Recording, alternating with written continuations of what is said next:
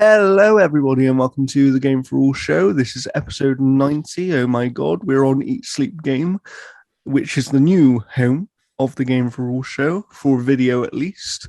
Obviously, if you're an audio listener, we're in the same place as usual. That's still going to take some getting used to. It's been a couple of weeks now, but you know, we'll get there. We'll get there.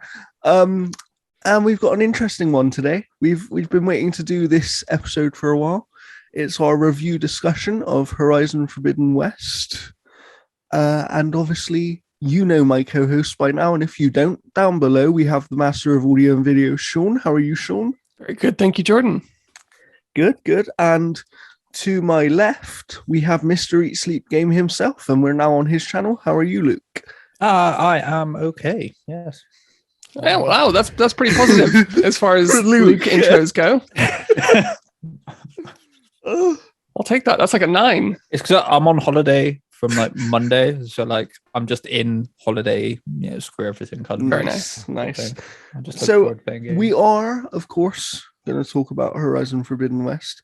I actually want to make a little announcement before that, because you're seeing this on Monday, but I've just put out a tweet about 10 minutes ago to let you know that the first official partner of the G4A network is our friend Jeff and his website, Analog Stick Gaming.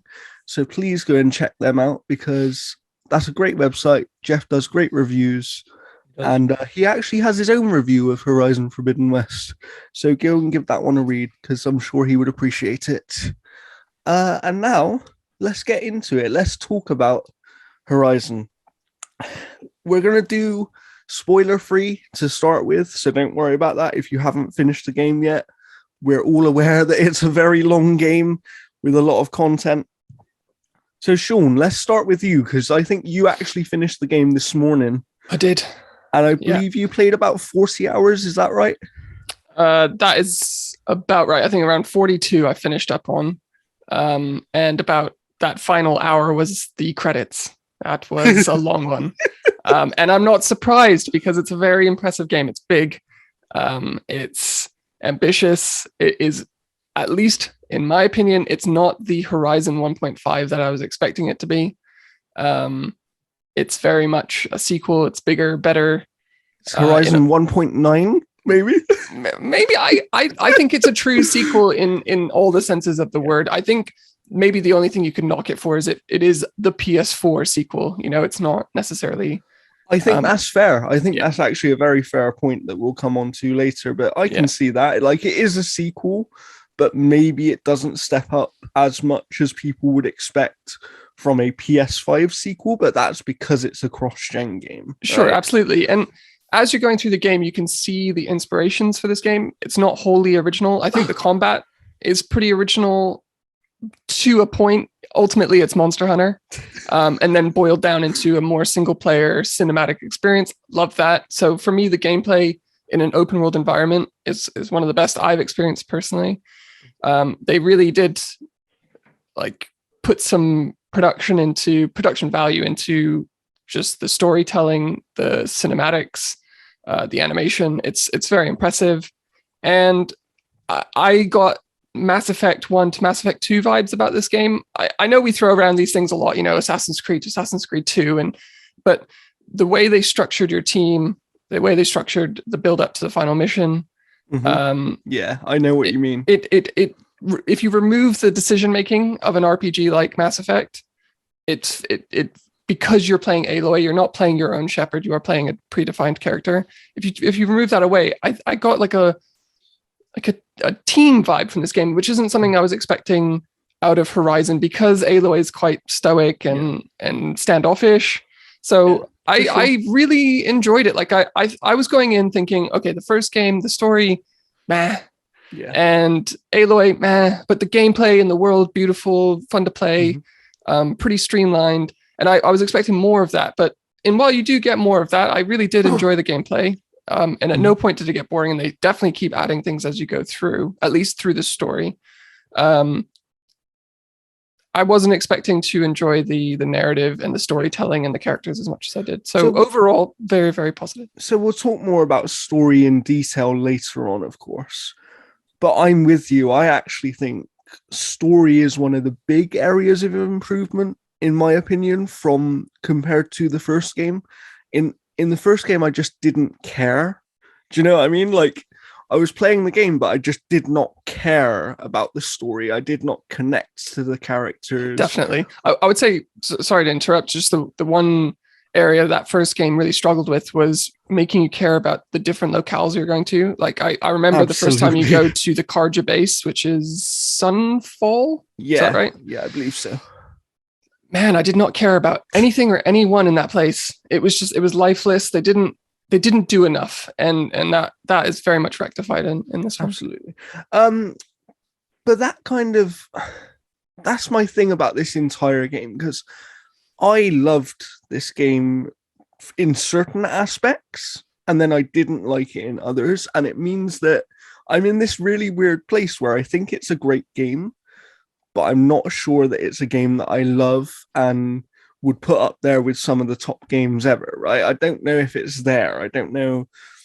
This feels like the game that I wanted the first game to be, though. And that's kind of the biggest credit that I can give to it, is I think where they do improve, it makes a huge difference. So, for example, performance capture and just the capture of faces in general in the game. Like, these people now feel alive and not just like rubber, I don't know, like dead things. Yeah. I don't know how else to describe it. Like, in the first game, in the first game, they are essentially mannequins, and here they actually show emotion, not just through their faces, but through their body language. And they've not only done that for the main characters, but even side characters you meet and even errands you go on, in terms of the actual capture of emotion, is still the same level of quality across the game. And I think that was one of the biggest areas that they had to improve, and they definitely did. So yeah, I think it's a better game than the first game. That is what I would say. I don't know if it's that top drawer PlayStation game that people necessarily would have expected from the sequel, because I think the first game was a really strong building block, and it is kind of like Assassin's Creed to Assassin's Creed 2, right? Where with Assassin's Creed, the second game was very clearly what they wanted the first game to be, but they needed to kind of refine it a little bit. And I think with Horizon Forbidden West, they've done that to some extent. I think they know what type of game they want now, but in some ways they don't go far enough, and then in other ways they kind of try and do too much, which I'll get onto later when we talk in more detail. But yeah, I played about somewhere between 55 and 60 hours in the end. I enjoyed every second of playing it, but I also got to the point where I felt like I didn't need to play anymore. Do you know what I mean? It wasn't because I stopped enjoying it. It just felt like I didn't need to play any more of the game because I was just doing the same thing. And that was a little bit disappointing in terms of when you're enjoying a game, but you play so much of it and there's still so much content to do that you just get bored of it.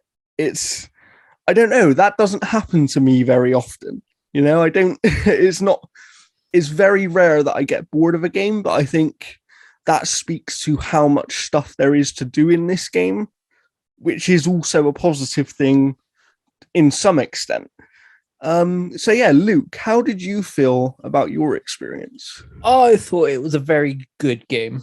I think reviews that we've seen are probably taking it a bit far for me. I don't think it's quite all that it's hyped up to be. I think the story is fantastic. I love the story, but there's just not enough iteration everywhere else. Like, so many of the side stuffs are side quests and stuff like that are just recycled from the old game. And I played about 80 hours in the end, and I got about 80% of the way through it. Jesus Christ, 80 hours. Because the gameplay is just so fun. There is just something about the gameplay that it is just addictive, and I just found myself just I would just want to do everything in the map. But then we had to finish it up so we could do this. Once I rolled credits, I just lost all motivation to do that because I did a couple more side quests, and they lead to bugger all. They lead to absolutely nothing. You get nothing. And we'll get onto that when we go into the spoilery stuff because it's a spoiler. Yeah. I think everything that we wanted the first game to be better at, they improved on here, the story, the character, stuff like that. Because other than a couple of characters, like, was Varl actually in the first game? He was in the first game, yeah. I had no idea. Genuinely had no idea. When he popped up and she was like, "Oh, it's you." I'm like, who the fuck is that? No clue. Couldn't remember. Features strongly at the start, but it's mostly his mother and sister mum, who feature in the first one. Yeah, for sure. But everything else feels like it hasn't come along with it. All the animations are fantastic. All the character work. The story's great. I think the character-focused side quests are good. Yeah, which we'll get into. We'll get onto those. Yeah, Sean, there's one in particular that you mentioned in our group chat the other day that I did after you mentioned it, and I agree. I think they're all good. To be fair, yeah. But there is just too much that either leads nowhere or doesn't lead to a satisfying end that really put a dampener on. It makes it feel like a bloated game, even though none of the content is necessarily bad on its own, right? For sure. Because there is some where it's like there's intrigue when you're doing it, and then you get to the end, it's like, oh, that was it, right? Yeah, okay, sort of thing. Yeah. And then there are some things that are just completely pointless. But I think they've nailed this style of game. I think I think I can't really say because I haven't played a Ubisoft game in a minute, but it feels like they do the Ubisoft game better than Ubisoft are at the moment. And I guess you can maybe say the same about Ghost of Tsushima as well, doing the Assassin's Creed thing better than Assassin's Creed was. But I did really enjoy the story. It was just everything around it, or a good chunk of the stuff around it either wasn't iterated on or didn't keep up with the progression of everything else. And I think one thing we spoke about, Luke, was how when you're making a sequel and it's releasing 5 years later, people potentially expect a little bit more iteration than we got in this game, right? Sure, but you can see why it took so long in a lot of the game, but also COVID. Absolutely, obviously got delayed. This would have been a 4 year, which is more, normal. I just think it's that interesting thing of how time affects people's expectations, and how being a sequel also affects people's expectations, in the sense of a sequel, you automatically expect this big jump, right? And then when you add on a new generation to that as well, as Sean was kind of saying earlier, I think people maybe do forget that this is a cross-gen game, and this would have been a PS4 only game had times been a bit different. I think, like, on the whole, I think I can remember when we watched the state of play for it, and I was like, it looks like more Horizon, and that's what it feels like, apart from the story. Yeah, and that's not necessarily a bad thing. No, but we'll get into it, of course. Yeah, but when like certain elements are of a much higher standard, the other ones just stick out more. For sure. I agree with that. So yes, if you haven't played Horizon Forbidden West yet, I would recommend it. I think it's well worth playing. Like, it's good enough to say that it is worth playing.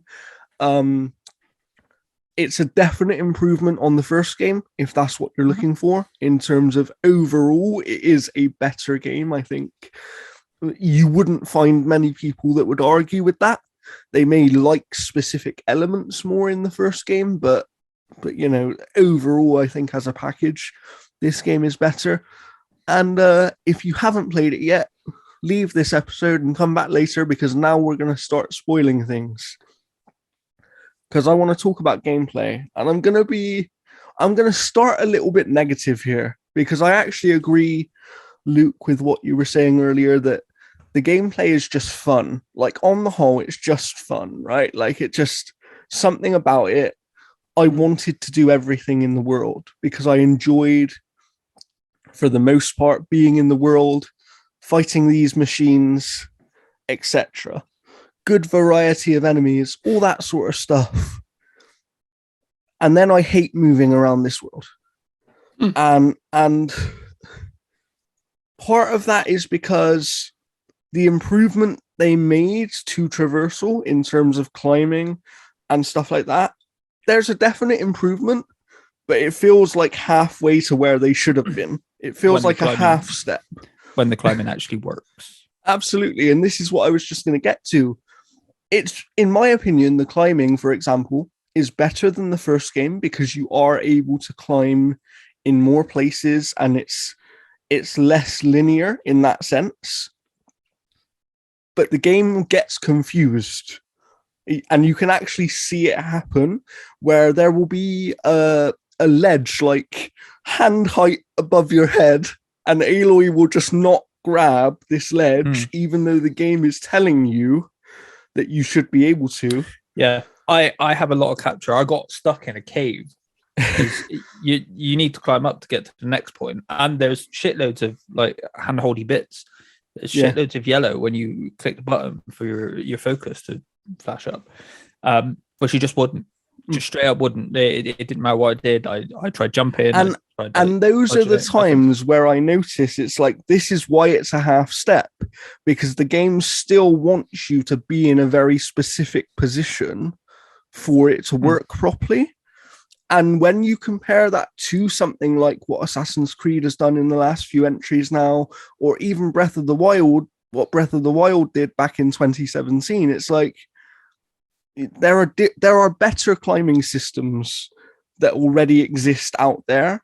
You've been able to see those and you've made a half step towards those. And it does. It feels like a half step. It feels like something that maybe they thought about and then kind of said, we'll do this, but we don't know if we need to go all the way with it because we'd rather focus our energy on things that we feel like are more vital improvements, right? Like the performance capture and stuff like that. It's not bad. Like, don't get me wrong, it's not bad.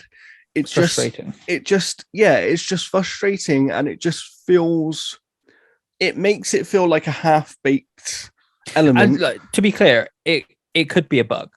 Oh, it could be. It could absolutely be a bug that's going to be fixed at some point, because even through my playthrough, a bunch of the issues I had have already been fixed. Absolutely, absolutely. But when you're trying to climb to a point, especially if it's a mission-based thing, and you have to, instead of just going up like you should be able to because it's telling you that's what you need to do, have to go all the way around, or like even worse, just come off and find a different point to go up and try and come across.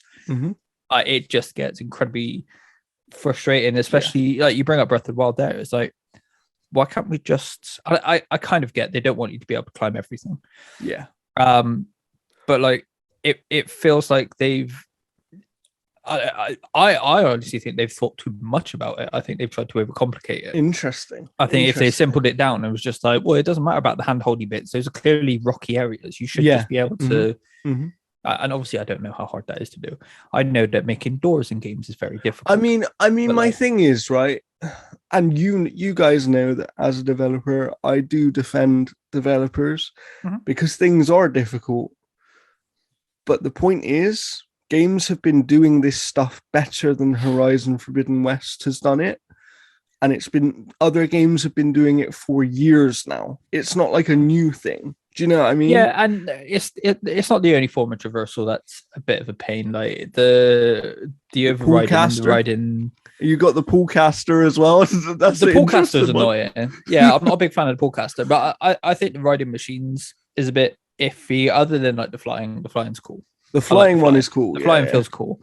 But the rest of it just feels iffy because it's half on rails, half not. And it either needs to be one or the other. And they also get. Did you ever have it where like you'll be riding a machine stuck and you just like, and then it was just yeah.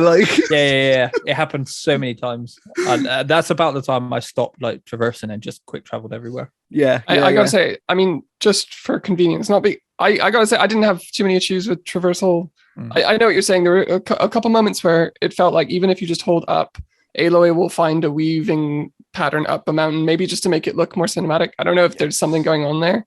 But I did just find myself quick traveling because it's so quick. Yeah, I mean, it's absolutely. it's frighteningly quick, but absolutely. Like at times I was actually stuck on a screen because I hadn't noticed it loaded, right? So I was like sat there waiting for this thing to load, and then it says X to continue. You know, you can turn that off.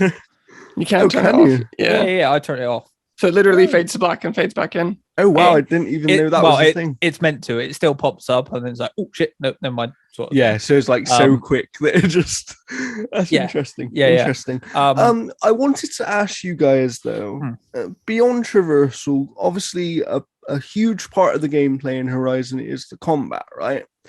And they give you a lot of weapons in this game. They give you a lot of skills, which we'll talk about in a minute. But am I the only one that kind of stuck to 2 or 3 weapons and didn't really use anything else? For example, I didn't see myself ever using tripwires. Like, it just wasn't my thing. I found that, first off, I've said it to you before, Jordan. I hate the way they explain away why you haven't got any weapons at the beginning of the game. Don't they just say you've lost them or something? Yeah, she was literally just like, oh, I lost them. At some point, it's like, what the fuck? Yeah. Secondly, you get those weapons back pretty quickly. Absolutely. And they feel way worse. Well, way weaker than they did in the first game. Yeah. And I question this because I'm like, well, why do that? And why not just give us those weapons and let them be upgraded to what they need to be? Or have it be a story reason as to why she has to. Yeah. Like I said to you, again, like if she got captured or something and they took her weapons away and destroyed them or whatever. That was annoying. But I'm again, I said to you, I think there are far too many weapons in this game. Yeah, well, that's where I was going to go with it. So, because obviously you got things like is it the rope caster? I don't know if either of you used that. And there's different variants of that as well. Like there's one that I got that had explosive barrels on it. So I could shoot the ropes and then they would hang down barrels and I could shoot them with the arrows or whatever. Like all the stuff is cool. Like every weapon they've designed is cool. I just think some of them are completely unnecessary. And I want a reason to use them in the game. Like I want an enemy where it goes, you need to use this weapon to kind of best this enemy. I don't necessarily think do that. So I want to clarify. I don't think there are too many weapons. I think there are too many individual variations on those weapons. Yeah. I don't need. I was going to talk about that during upgrading and stuff. Yeah, and like it makes everything. Again, it's like they've overthought it, sort of thing, and could have just stepped back and be like, "No, we'll just give you one variation of each of these weapons, and you can upgrade it to a legendary weapon eventually, kind of like Ratchet and Clank used to in the older games." And then.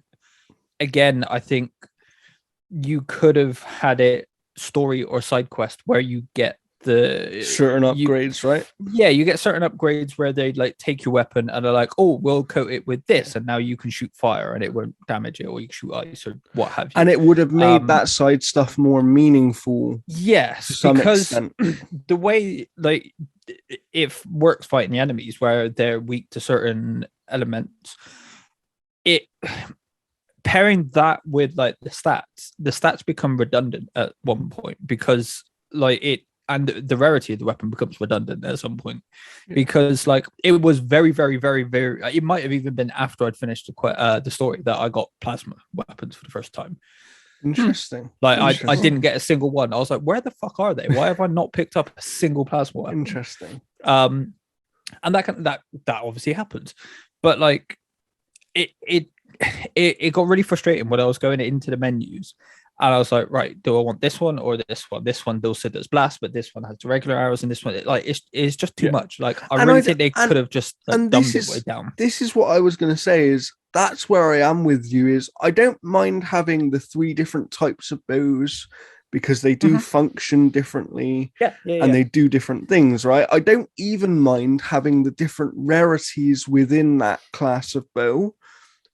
my issue where it becomes, I think, too deep and where they're potentially trying to go too far into RPG land is when you have like 6 different variations of those 3 different types of bows for every rarity class because of the different ammunitions. Why not having the upgrades on why top? not just have a situation like you said, Luke, where you can get, say, a rare bow, right? And if you upgrade it enough, if you actually put the time in to get those resources and do the upgrades, why not have it that you can basically upgrade the bow and choose the ammo you want, or at least kind of have some sort of upgrade path for the weapons where it's like you're actually choosing what upgrades you make, because having to the weapon yourself, having the stats on all the weapons is fine, but and they do, and to be clear, they do actually make a difference. Like when you upgrade weapons, you can see the difference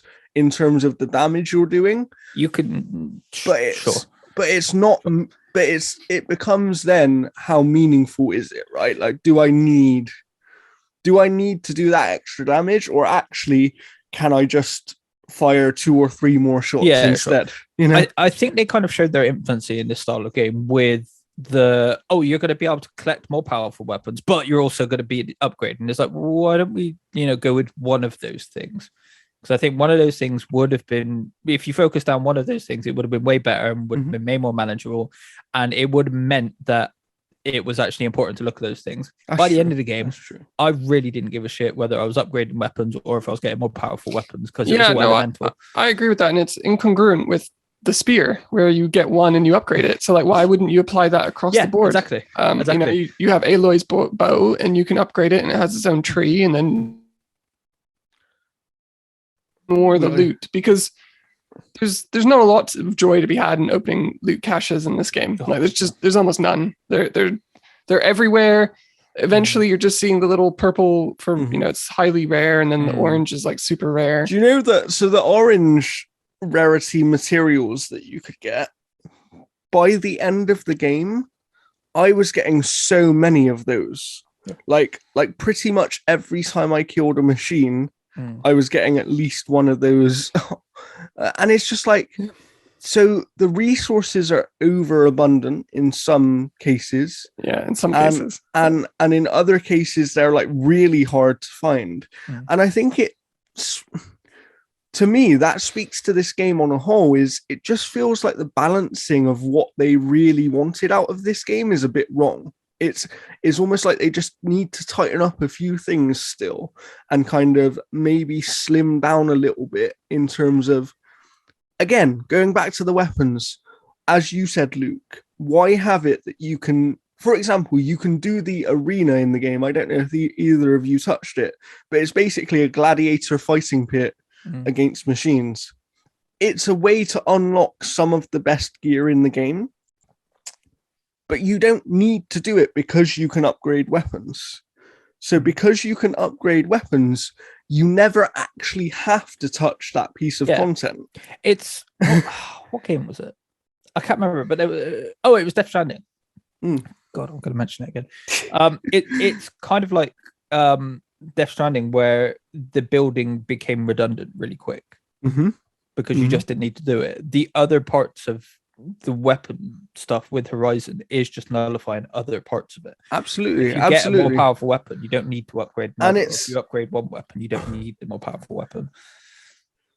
So yeah, it's this weird thing, because the gameplay in the moment to moment is some of the most fun that I've had in a game in quite some time, right? And it feels slick, and the enemy variety is really cool, and you've got different versions of each machine. And yes, they do the same attacks, but because they have the different elements, they are affecting you differently, and you have to deal with them somewhat differently. It always feels good, when I don't know, when I come over a hill and I see, like, I don't know, some massive machine like a tremor tusk or whatever, and it's just like, I'm not going that way. When you have to fight the first one in the story. I didn't know. I didn't know that was when that was coming, and it was like, yeah, we've got to fight that. I was like, oh Yeah. God, no. And that's one thing I wanted to say is there are some really cool new machines in this game. Oh, some yeah. of them, some of them we won't talk about until we talk about the story.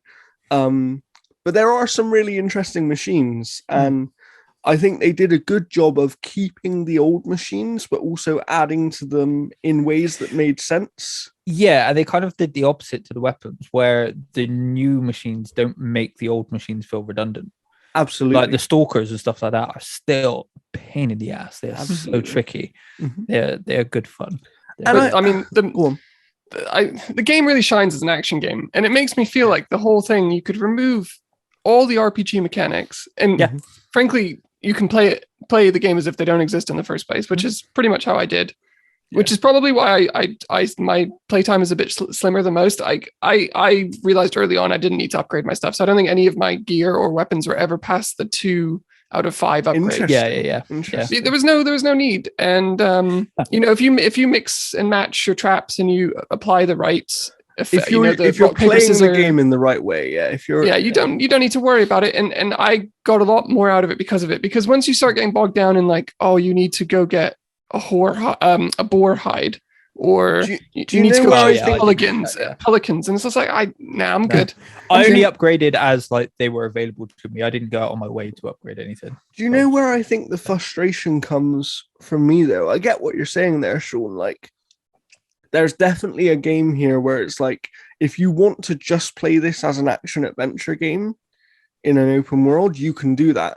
It's the same way of one clever design thing that I think they do that not many other games ever even try to do, but it also has its own problems that come with it that I'll talk about later, is they literally make a linear game inside of an open world. Like, you can play this game the same way as the first, in the sense of you can play it fully linear, just main mission to main mission, if you want to do that. Like, that is possible. And I like that stuff. I think where the frustration comes for me is they clearly want this game to be an RPG. And they've said that even since before the first game was released. Their plan was always to go down the RPG route with it. And they have the building blocks to make an amazing RPG. They just need to kind of get some polish in there and kind of figure out exactly the type of RPG they want to be, because at the moment it feels like they're trying to do every single thing that every RPG ever has done. Yeah, and I think I think it was you, Sean, that mentioned your kind of worries about that with the skill trees. Like you're saying that I think you said like by the end of the game, there's no doubt that you are just going to be able to unlock everything. I mean, you do a side quest and you get like 3 skill points, and I just didn't. Yeah. You're doing, first of all, a side quest is 10-15 minutes. You wrap up 3 or 4 of them, and then you go in your skill tree. It's like you've got 15 points to spend, and it's like, I didn't need it to do the side quest. I definitely don't need it now. I don't really feel like any of the skill tree, other than like the additional abilities you can get, which I didn't use too much anyway. Exactly. How many of the abilities can you actually equip at once? Like 2, right? You can have your main superpower where you press L1, the Valor R1. one. You can use 1, and then on certain weapons, they can activate a skill, but you have to cycle between them, and you're not going to be doing that on the fly, and then you just rely on the same one that you've had equipped since the start. It was so poorly thought out.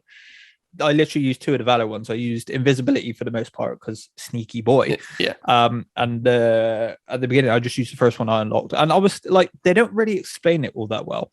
There's a lot of like information they throw at you, but they don't really kind of explain anything all that well. Like you could have done with having the Valor stuff being in the combat like arenas that you do, like the small ones. Yeah. If it forced you to use them, right? If it had a situation where it was like, for you to learn how to use this thing and what it is, we're gonna force you to use it.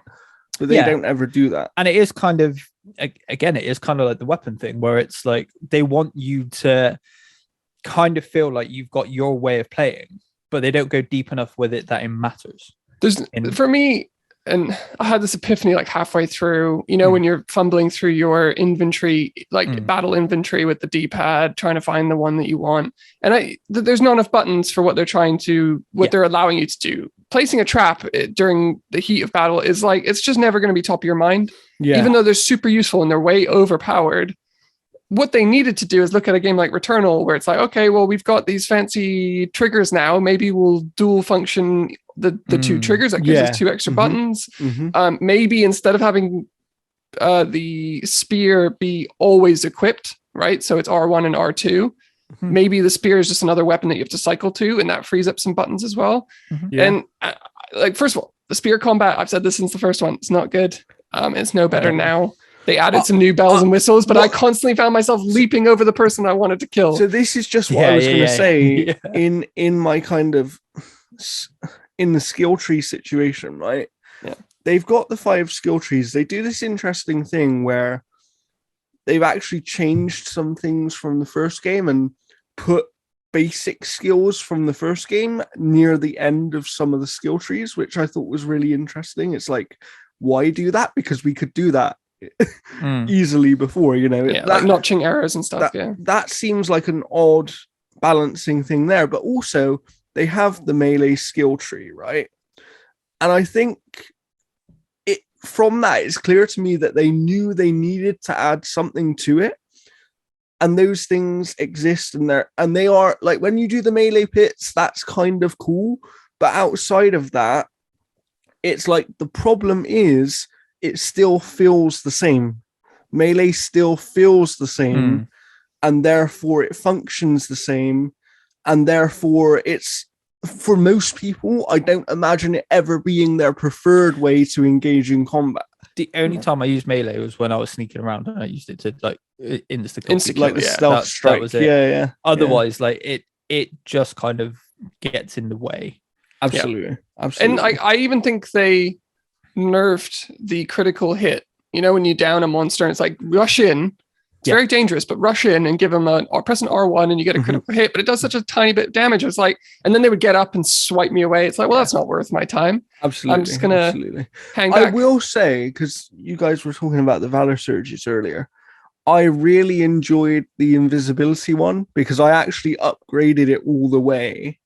And I got to the point with it where I literally could walk through a camp and not be seen if it was active. And every stealth kill would kind of add a bit more charge to it. So I could get through a camp with it without it ever even running out. And that made the game play in a completely different way. And that was really cool because it's like, okay, that's actually something that's having a huge effect on how I can play the game, especially against human enemies, which actually outside of this stuff, the stealth stuff, I didn't ever enjoy that much, right? Because the human enemies are rubbish. Too much armor. And it's just like, well, and they are just so predictable as well. It's not, it's not like there's ever any challenge. It is just, and so weary. That was, and so for me, that was the thing. The way that I found enjoyment out of those camps, out of the handful that I did, because I actually did some of them for one of the character side quests. And the way I found enjoyment was I tackled them essentially like Metal Gear Solid style bases or Splinter Cell style levels, where it was like, okay, how do I get through this without being seen and killing every single person in this space? I kind of did them more like Hitman, where I would either pick them off from a distance with the sharpshooter bow, I think it's called. Sharpshooter bow. It's the sniper. Or I'd like lay traps and just, or like, I'd track where they were going and just take them out stealthily. But like, those are much more creative. What I would do when I had to do a rebel outpost or a rebel camp, I would set the difficulty to story, wrap it up in about 30 seconds, switch the difficulty back to normal. I was going to say, after a while, I got really bored of it because I was like, this is far too easy. And I just went straight for the head and just took out the main guy and then just left. Yeah, you can do that. That's all you got to do. Yeah. Like, it's kind of good, but it's also kind of like, we're not going to make this better. We're just going to make it, an easy exit for you. Something else I want to talk about with gameplay, which leads into kind of world and quests and content in general with the game, is the gameplay of these cauldrons, right? Oh, and what I don't get about the cauldrons is with the new gameplay things they've added, with the new machines and stuff like that, they could have done something really, really interesting and really cool. And instead, they decided to keep the very basic platforming design of these things from the first game. Yeah. And some of them literally feel like copy and paste designs. It is kind of the same as the rebel camps, where it does just literally feel like they have literally copy and pasted from last game. And then when you compare that to like the tool necks, where there's some really interesting stuff. Tool necks are really cool. Yeah. Like there's one you got to down, really cool. There's one you got to kind of revive, there's one you can't do until near the end where you can fly up to it. Like they do some really cool stuff with the few tool necks that there are. But like that was the same content, but they made it different, right? Yeah. Like I literally did 2 cauldrons and one was story based. Yes. Because I did one out of my own free will and I was like, this is exactly the same. I do not like this. I'm not doing it again. Because they're just dreary, and I don't override anything because it doesn't feel necessary for the way I play. I agree. I didn't do any overriding. It is entertaining occasionally when you ride in to a camp and you kind of forget that they will start fighting for you, but they do kick off, and that's always fun to see. But yeah. So that was the thing of like that content just kind of felt the same. Then you've got the ruins, which sort of felt, like little Zelda shrines. Yeah, but they didn't even feel that interesting, No, they weren't. They're relatively okay because of the lore of the ornaments, like what's going to happen with those. I will spoil it right now for you. Fuck all. Yeah. Literally well, nothing. That's the thing. I was doing them to start with because I was like, oh, maybe this thing's a really cool thing. You keep getting these things, and Aloy keeps saying, oh, I'll figure out what to do with those later. Yeah. And then, so I did either of you finish it? Did any I of you didn't finish them? No. Right. So the Vegas bit where they do the lights. When you finish it and get the final orb, you give it to the wordsmith guy. Okay. The guy who writes all the plays or whatever the fuck. And all it does is change some lights in the sky. Oh, well, I did that. You can do that without getting all of them. What? Oh, so you can give them some of the orbs. Wait, so it's legit, like completely. Yeah. So I was switching up the orb. I got maybe 5 or 6 of them, and I was going through the St. Patrick's Day, Valentine's Day. And they're really poor. They look a bit weird. Yeah, they are really it's bad. Not good. I thought it was going to change the whole thing. It doesn't. It just like rains down some. How weird. It's really bad. And it's kind of the same with the drones as well. Yeah. All they do like is change the background in Gaia Stone. Literally they don't do anything. Well, this is one of my biggest issues is I don't, in isolation, like doing 1 or 2 of the drones or doing 1 or 2 of the relics is fine. I think the issue is the game is so upfront with the fact that, oh, you've done a relic. Did you know there's 12 of these? Oh, you've done a drone. Oh, did you know there's like 5 of these? Oh, you've found a black box. Go find the other 12. And it's just like, this is so gamified and it's so unnecessary. There is one that I was genuinely like, holy shit, that's cool. There are 3 God of War statues you can find. Yes. Oh, cool. Yeah. And they are very cool because they're not on a map. You just randomly come across them. That's nice. That's a nice touch. And like that was the only one that I was like, ooh, because I didn't know if the rest were God of War ones, if they were going to be like a Last of Us one or a Tsushima one, but they are all God of War ones. They don't do anything. They are just those. They're just there. They're just like little Easter eggs, right? Yeah, like the kind of totem things that they actually released, which I fucking would kill to have those. Sure. But this is the thing. Going back to what you said, Sean, is like that's my problem with this. Is every single one of these elements I have an issue with. I don't actually have a huge problem with in isolation as a piece of content while I'm doing them, right? They're fine. They are what they are, and they're there to serve as a bit of extra content to do in the game. But when you've got like 7 things that are that pointless extra content, and you're just kind of filling it out more and more and more, that's when it becomes a problem. Well, and when it doesn't lead anywhere, and you don't need the XP, you don't need the skills. The rewards, the carrot at the end of the stick isn't all that great. Yeah. So it would have been good. This sort of goes into the map structure. if you stumbled across a ruin and it's like, well, this is cool, I should do this while I'm here. But it's not like that. The map is just, it's the same old, you do a tall neck and it reveals the spots, and it's just, you don't need to do that. I like the fact that it paints the map. I think that works rather than it just being a black mess. Yes. But then it just gives you a complete list of everything that's in that area.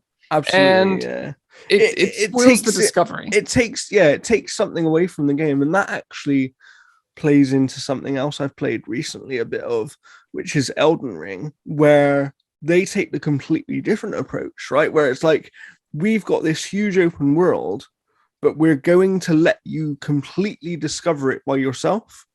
And they do mark certain things on the map once you've found them. But the entire game is discovery. Like every single minute of you playing that game, you're discovering something. And I wish that Forbidden West would have done that, because there are some really cool things in this world, but because they're there, you sort of lose motivation to go and find them once you've done 3 or 4 of them, Just 2 points on that. I think one, by no means will be saying be Breath of the Wild, be Elden Ring. No. You can go midway through that. You don't have to show us everything. Equally, you don't have to hide everything from us. You can dot around hints and stuff like that. But secondly, I feel like you're kind of onto something, sure, when they are like, there's like 7, 8, 9, 10 of these. Like, it would be more interesting if these were just one-off world building things, because the stuff that you do through these don't really build out the world beyond the characters you interact with. The world itself doesn't feel all that interesting, because you're being told the same old stuff you were in the previous game. You're not really learning anything new. You're not learning new stuff. No, it's just kind of widening the new stuff you learn comes through the main quest, or I would say actually there's one of the character driven side quests where you kind of learn some decent stuff about the world. Sure. But other than that, like you said, these side things that you can just sort of find on the map, like the drones, like the black boxes, they're not actually adding a lot, right? They're not adding a lot. No, I mean, they do the bare minimum. There's maybe a video, not a video, an audio playback, something from the old world that you can read through or listen to. And that's fine, but everything is so itemized. And I felt like, well, why don't you have one ruin that leads to a black box? Why don't you have, there's just a lot more you could have done. And it kind of felt like, here's a map, here, ... You could combine some of these things, right? Yeah. So it's like, for example, with the black boxes, you could have them be in the world, but they don't need to be on the map. Sure.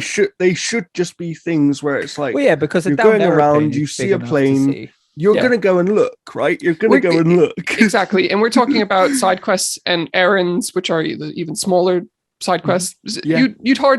But besides the time it takes to do one, I'd say the quality is quite, there's parity between side quests and errands, agree with which that. is really nice. But why not put a black box or a drone at the end of one of these quests? Absolutely. So you're getting, you're at Luke's point in the game, 80%. It's like, I can't find this final black box. Why not? Oh, because it's at the end of an errand I haven't done. It's not that hard to figure this out. Kind of do that, but only in the ornament one. Okay. That's I got to that last ornament and I'm like, well, I can't see another ruin on my map. It's not coming up. So what did you do? Yeah. And then I just randomly go off. And all right. Like, maybe they did think about it. I take it back. Once. It's also just like talking about the world again. They made a big deal in that first camp where if you do everything, this camp opens up and it becomes alive. They don't do that again. They literally do it that once. Yeah. Like the rest of the time, it's just, you go into the camp, that's open. And they're already open, there. Yeah. It's like you don't affect anything beyond the story there. No. Like you help some people on side quests, but it doesn't do anything to the camp. And that's where the action adventure game DNA comes back in, right? And that's why this game is caught in a really weird middle ground where there are RPG systems, but the actual design is still a design base of an action adventure game. And that's kind of the thing is like, it's almost like they still don't quite know exactly what they want this game to be. I'm not sure if that's the case. I think it is just they tried to have their cake and eat it. Like, maybe they wanted both. They wanted the action adventure, linear storytelling stuff, but they also wanted to have this massive open world. I think the world is And too trying big. and See, trying to do both is hard, right? I'm maybe not as hard on it as you guys are right now, because I like the open world. I didn't play it necessarily as a linear action game, as much as it sounds like I ignored some of the systems. To be fair, I do actually like the world, just to be clear. I loved the different areas, the different elements, going from San Francisco to Vegas to the snowy peaks. I like that there's a lot more variety in this world compared to that of the first game. I think and it makes sense as well. It's not that. Just like random, there's a volcano over here. Yeah, the towns are lively. Do you know what did scare me though? And we'll get more onto the story later on, but there's that whole section of the map, that final section where it's like you don't go to that until quite close to the end of the story. That was scary because that was looming over me of like this huge cloudy bit of the map. And I was sort of like, oh my God, I've already seen so much of this world. At that point, I'd played over 40 hours and I was like, how much longer is this game? Yeah. How much longer? That was my thing. When you like put a message in the group chat, it's like, we need to, get this game finished so we could talk about it. I was like, I'll try, because I genuinely didn't know how much, because I was still there. I'd done more side stuff. I didn't go for the story. Yeah. I was like, well, I still got this third of the map that's cloudy and this bottom bit down here that's completely cloudy. It's like, I feel like I got a ways to go. I didn't, but yeah. I do think, like, granted, I've done more side stuff than both of you, so that's probably why I'm a bit more wary on the world. Because it didn't. I mean, I did a lot of the, what I would say is I did a lot of the actual side quests, like the specific, because I was looking at the number of side quests and I think there's like 28 or something, and I did about 20 of them. So I did quite a few of the specific side quests. I was doing every errand as well up to a point. And then I was like, okay, there's too much. I only did the armor ones. There's too much in this game. I was doing all of the black boxes. I kind of gave up on the ruins fairly quickly just because I didn't find them that interesting. I think I did 4 of the cauldrons. And then I did quite a few camps just because I knew that the camps were connected to a side quest kind of character story, right? But I didn't know that you didn't have to do the outposts to start with. And then once I figured out you only need to do the camps for the story, I stopped doing the smaller outposts because at that point they were literally just filler. They were kind of going back to what Sean was saying about like linking these a bit more. Why didn't the outposts lead you to the camp? Precisely. Why are they two different like things? Like, surely it should be you've got to do a couple of outposts in the area to get the information and find out where the camp is. I mean, this game wears its inspiration on its sleeve. Like, why not go for that Shadow of Mordor vibe? Where you take out a few smaller commanders. Sorry, I don't know what you call them. Whatever their rank is in the Tanakh, the rebels. And then you get to take on the big boss, the big camp. And maybe there's some unique machines in there as well. You could toss them in. There's just more they could have done. I mean, like from the very start of the game, once you finish the introduction, the tutorial, the prologue, whatever you want to call it, and then you get let loose into the Barren. Is that right? Barren Light?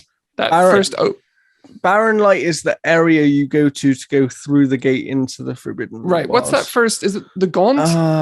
The Daunt? The Daunt. Where you have Chain Scrape, the town. That area, they're very much setting up what kind of game this is. And it's like, here's 8 collectibles in each of the towers. That was fine. But then you kind of get the gist of like, this game is going to be very much along those lines. There's Strike, which is very clearly Gwent. And it's their attempt at some sort of board game. They didn't have to do it. They really didn't have to do it. They could have just been like, we are proud that our game is more fun. And I think this is like I would say objective comment to say that this is the most fun open world game going. There's not many games that have combat that's as dynamic and fluid and varied as this. I mean, I can agree with that because I actively did not like, I until I rolled credits, I actively did not like doing the camps and I did not like doing the cauldrons. best believe I was gonna do them before I rolled the credits. But then I rolled the credits, so I was like, I've lost all motivation to keep pushing forward in this game. Right. Well, I think we actually had a discussion at one point, Luke, about how there was something weird with this game where we both enjoyed playing it, but it also wasn't majorly pulling us back.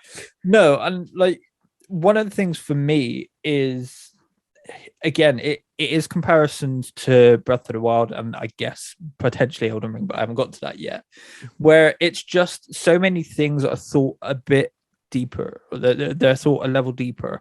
So like I said to you how I wanted the armor sets to do more than they do. I wanted to have to wear a certain armor set to be able for a certain to status effect, right? Yeah, like you see her, like Aloy shivering. Is like, yeah, she's always like, I'm so cold. It's like, why can't I put an armor set on to fix that? Because it's annoying. Because having played Breath of the Wild, that's an indicator that something's wrong and I need to fix it. Or like, why is it when I'm working with one of the offshoots of the Tanakh, for instance, why wouldn't I have to wear something to show that I am an ally? That I'm working with these people. Why don't I have to wear? There are things they could have done with those outfits, or like for sure. Even going a bit the face paint. I didn't use the face paint once. I enjoyed it. Unlock it and you got to buy it. You do, yeah. What the fuck? What's that? You do get given some of them as well. No, but like you get given the design, but you still have to purchase it when you go. Oh, do you? Yeah. Okay. Like, do you need the materials? You need the dyes and stuff, right? Yeah. Okay. Right. Interesting. They were pointless. You can unlock the God of War one for collecting the God of War statues, but I didn't even use that. But like for instance, again with when you're doing these the different missions, why don't you like fight their way?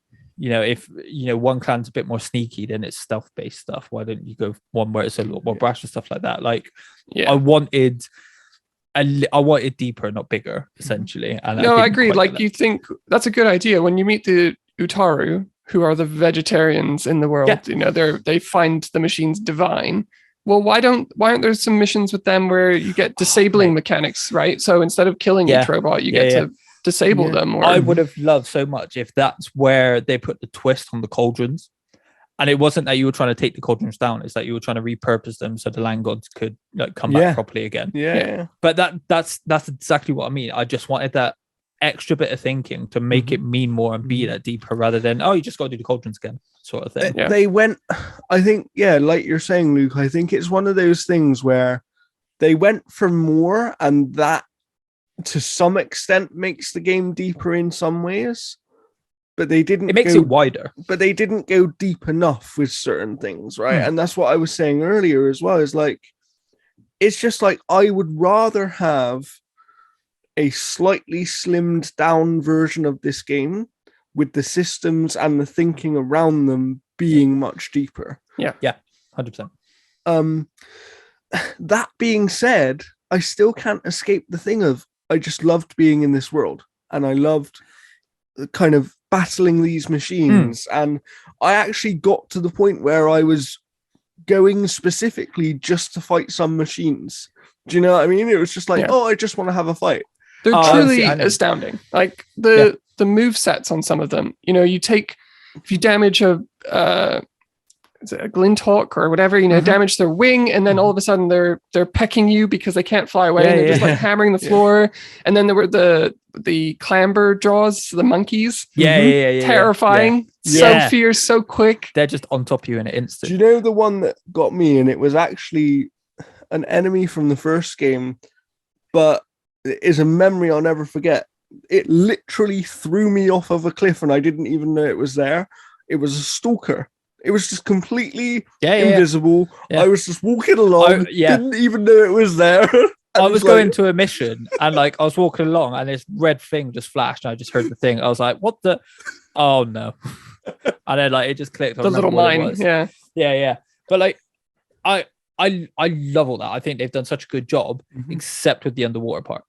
Oh, really? Interesting. Because you can't fight underwater, which is frustrating. Exactly. All you can do is try and evade, which is just incredibly annoying. But I want to get right there, and I can't get right there because there's things in the way, so I've got to go all the way around. Why isn't there an upgrade of some kind or a weapon of some kind? Why can't you Aquaman it, and spear people? Yeah, exactly. yeah. Why can't you use your You've spear? got you've Like, got get a the propeller, spike, you've and got then the you can- spike thrower as well. Like Yeah, there is the spike thrower in the game, which is a new Yeah, weapon. yeah. it's like a harpoon. Why is there not? Yeah, why is You there can't not even a, use the whatever the fuck the thing's called. the blast sling? The grappling hook thing. Oh, Oh, yeah. yeah. You can't Yeah. even use that. Bowcaster. Yeah, And I agree. I hated the way she came up with the name. Yeah, I know. She was like, I know. it's a podcaster. I was like, yeah, good job. Well done. But that said, well, this maybe takes us into another conversation. But how Mhm. good it looks, and it underwater, this game is just like a Oh my joy. god, yeah. Yeah. It's just like, Visually. wow. I mean, And visually, this entire game is. Yeah. And like that's where like one of the side quests I got the most enjoyment out of was those like lining up the kind of scene. The Vista The points. Vista- Vista yeah. points. Yeah. Just because the world is so pretty and you And notice so many cool details. And I also like how they changed those from the first game in the sense of you now have to physically go and, do you know what I mean? It was a bit different, whereas before you just I don't kind of remember it from the first game. So in the first game, you would get to them and activate them, and that was kind of it. Now you get to them, you see what they are, and you have to physically line it up in the world. Sure. They made more of a game out of it, but that was the right thing to do for that type of content. Yeah, I Because found some of it them also- frustrating. I had to look up one or two to Some of figure them out where. are really finicky. Yeah, Some of them are absolutely really finicky. but it was a nice touch, and they needed, frankly, more of that. I actually think the focus should at all times show you like relic. Well, what Earth would have been like in certain. Doesn't have to be everywhere. I get that's quite taxing. Yeah, But it could have been But all having over the some place where you more- you turn a corner, you get over a peak, and you just wanted to see what this place looked like. and you could just click it in and Yeah. see. Or That if they would were be like cool. more landmarks. I feel like that's something that could have made it a bit more memorable, is being like you get the Golden Gate Bridge and that looks incredible given like obviously everything that's happened. But other than that, there's a couple of other things dotted around, but there's not too much that's like, oh, that sort of thing. You don't really get the sense of this is our planet in 1,000 years sort of thing. Yeah. I think more that you could tangibly attach yourself to really ground down is like, oh, this is, I lived here, I died on this planet sort of thing. Would have been, because then like it would make everything else mean more, because you're then attached to this environment because you know that thing, you know that place sort of thing. I agree. So that's the thing. This was it's a fun game to play. It's a fun world to be in and discover when the game allows you to discover the world. But above all else, where I had the most enjoyment was actually in the story. And I didn't expect that going in, is like the story and the characters of this game were so much better than I expected going in. Like, there are some little mistakes here and there, I think, and things that could have been handled better. But the main story, man, it was just so much more engaging for me. Like, it actually felt like there was a purpose. It felt like the first game was very much discovering the world and Aloy figuring out her place in the world, right? But it didn't feel like you had an actual purpose in a story sense to what you were doing. In this game, you do. Aloy is on a mission, right? This entire time. And that mission evolves over time.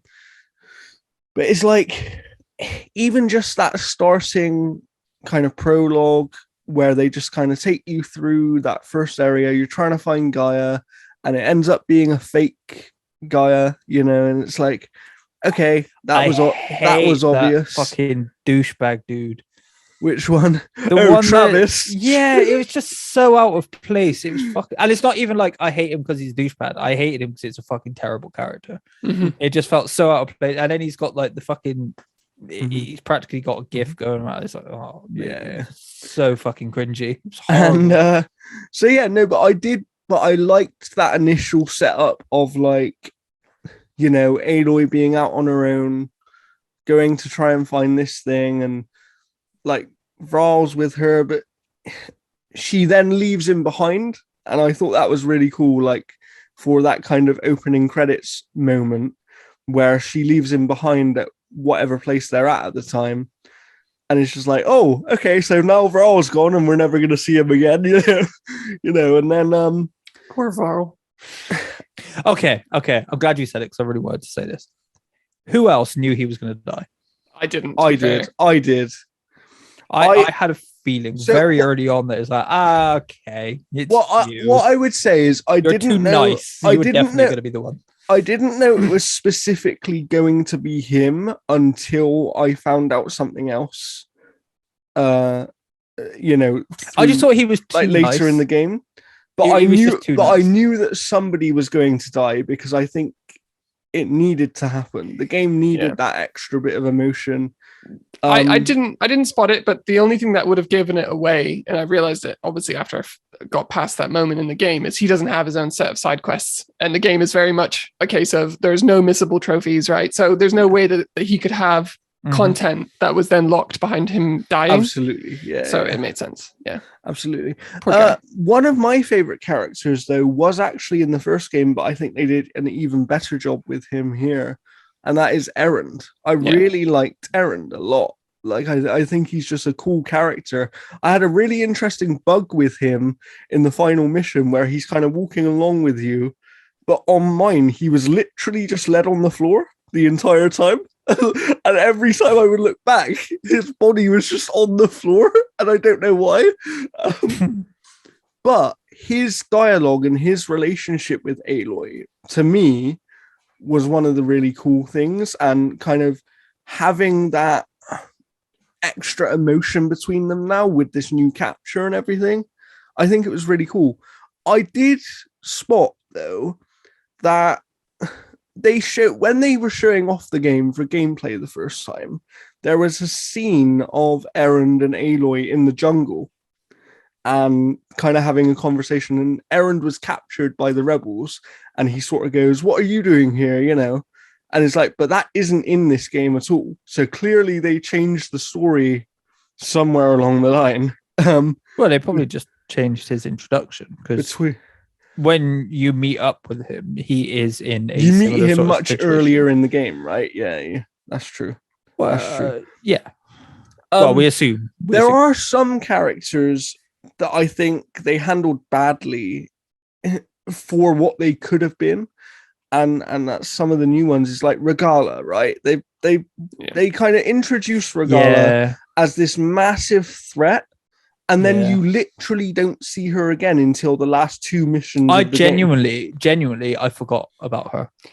Well, I think the same could be said about Silence as well. Silence clearly had other engagements, so he couldn't be in this game too much. I got the impression he's like, guys, I really want to be in this game, but I'm shooting a movie or a TV show, and I can give you like 2 weeks. Lance Reddick is a busy guy. Silence is such a great character, and he is. Like, we kept getting to bits. It was like, where is he? He's the best character in the fucking game. Yeah. Where's he gone? Instead, we get my boy Kotalu. I love Kotalu. It was amazing. And that was my favorite set of missions in the story. He's very much part of the main story where he's part of the Sky Clan. He is part of the Sky Clan. They're a part of the Tanakh where they're diehard, but they basically live at Helm's Deep.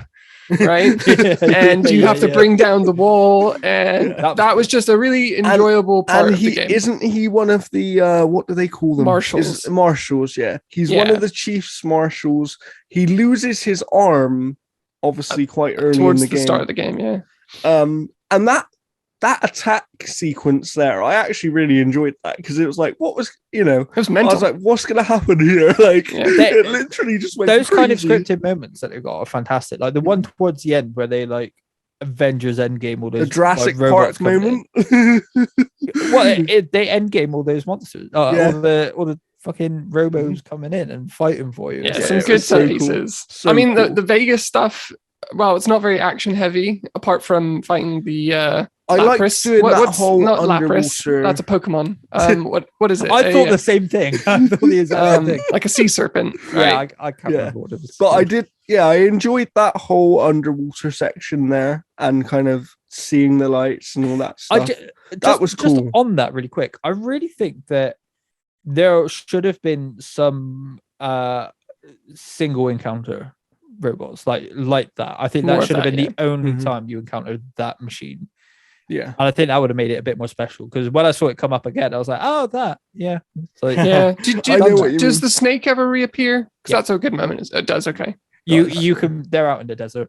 You can find them, yeah, for sure. But that was cool, yeah. But for me, I love, and I think you mentioned it earlier, Sean, the kind of team element of this game. Like the idea that actually in this one, Aloy gets to a point where she realizes she doesn't have to do things on her own, and she can accept people's help. I think that was a cool character development point for Aloy specifically to start with. But also, I think it opens up possibilities for the future of, like, with this team of characters, you could do some really interesting and cool stuff. You know, like, what if they did a DLC that was actually centered around another character? For example, like the way the game ends, these guys are going off to kind of warn people and kind of figure out, you know, how are we going to deal with this new threat that's coming? Why not do a DLC where you play as one of those characters, you know, and do something interesting there? I think that could be really cool. Yeah. And I just like that idea of not having Aloy be on her own, you know? And yeah, I agree. You know, some of the missions where you go off and you do get to have a buddy, and so most of the characters that you're bringing into your home base. So spoilers, you get a base. Just like in Mass Effect, it's very much like the Normandy, where you can go and catch up with your buddies. There's always new banter. There's always, you know, you ask them how they're getting on with their. Just before you move on from that, there's some really cool dialogue there, and you can have some cool conversations. But one issue I had with it is it doesn't send you back to the base enough.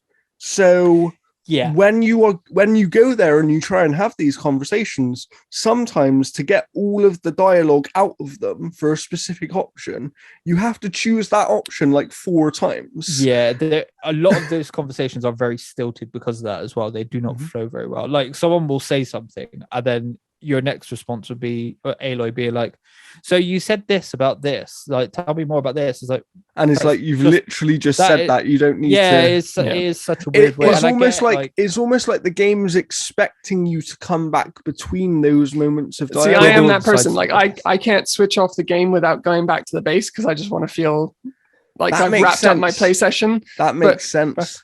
But that's how I always used to play Mass Effect as well. Like, I once I got to grips with the fact that there was going to be fresh content all the time, like I was just constantly going back and having a natter. But I do agree, for a game where there's no decisions to be made, there's no need for a dialogue tree. There's none. You just press to speak and then go through all the available dialogue. Yeah. Well, and the same for those weird dialogue choices, where you can choose between being a hard they're meaningless. Yeah, you're just choosing your emotion, and all that's doing is it's making it your version of Aloy. Yeah, it just gives you a single different response. It doesn't actually do. But like that only works if you have a renegade system where you're leaning one way or the other. Absolutely. And in this one, you can be a hard ass for half the game, and then you just go all of a sudden into super empathetic, and no one thinks anything of it. For sure.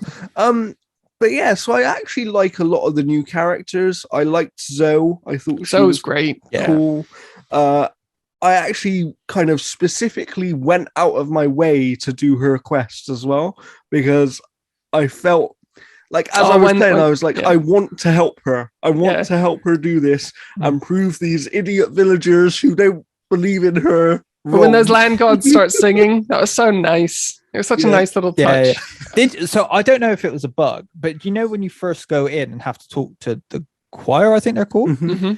You know, chorus. The chorus. Thank you.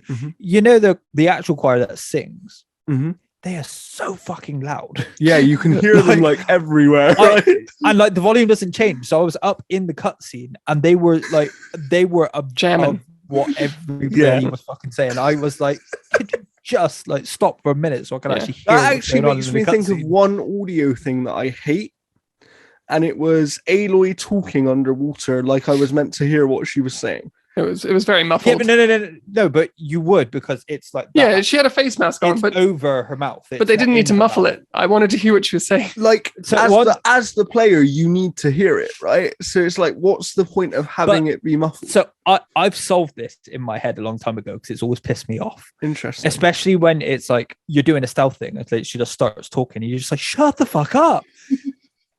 That's inner. She's not actually saying that.